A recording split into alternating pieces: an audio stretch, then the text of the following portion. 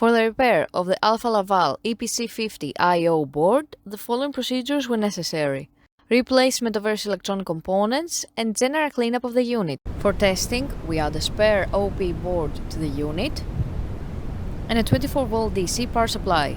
By turning the power supply on, the units react and we can see the message on the OP LCD screen indicating the unit's communication.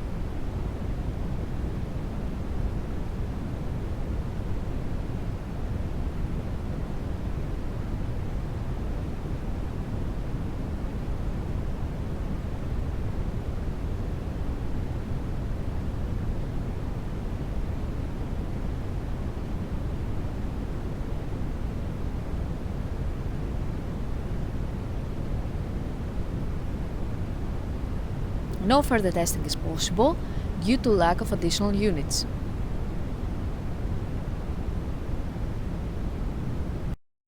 It is now clear that the I/O board is operating successfully and is ready to be delivered to the customer.